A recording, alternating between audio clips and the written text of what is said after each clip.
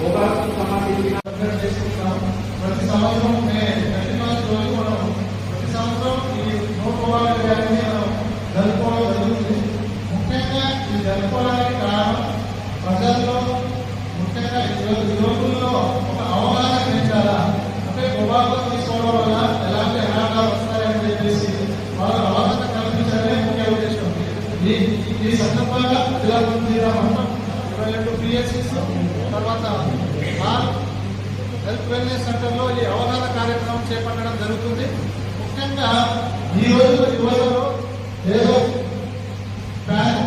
సరదాగా మొదలుపెట్టి ఫ్రెండ్స్ తో మొదలుపెట్టి అది ఒక అలవాటుగా మారిపోతుంది. స్మోకింగ్ అనేది వాళ్ళు ప్యాషన్ గా తాగుతారు, కొంత ఏదో సరదాగా తాగడానికి ట్రై చేస్తారు ఫ్రెండ్స్ తోటి. ఆ విధంగా అది మెల్లమెల్లగా అలవాటు అయిపోతుంది. సో దీనివల్ల ముఖ్యంగా పొగాకు తాగడం వల్ల యాక్చువల్లీ మొత్తం ఎంటికల నుంచి కింద ఫ్లో వరకు కూడా అన్ని ఎక్కడైనా ఎఫెక్ట్ అయ్యే, ముఖ్యంగా క్యాన్సర్. ఈ పొగాకులో దాదాపు 4000 రకాల రసాయనాలు ఉంటాయి. అదేవిధంగా 400 రకాల క్యాన్సర్ వచ్చే అవకాశం ఉంది. చాలా మందికి ఒకటే అవగాహన అంటే పొగాకు తాగడం వల్ల లంగ్ క్యాన్సర్ మాత్రమే వస్తుంది అనుకుంటారు. లంగ్ క్యాన్సర్ కాదు. క్యాన్సర్ అనేది పొగాకు తాగడం వల్ల ఎక్కడైనా రావచ్చు, శరీరంలో ఏ భాగంలో రావచ్చు.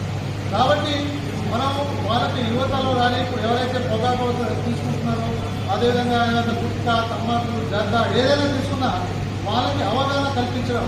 ఎందుకంటే దాదాపు భారతదేశంలో చూసుకుంటే సంవత్సరానికి 80 లక్షల మంది చనిపోవడం జరుగుతుంది.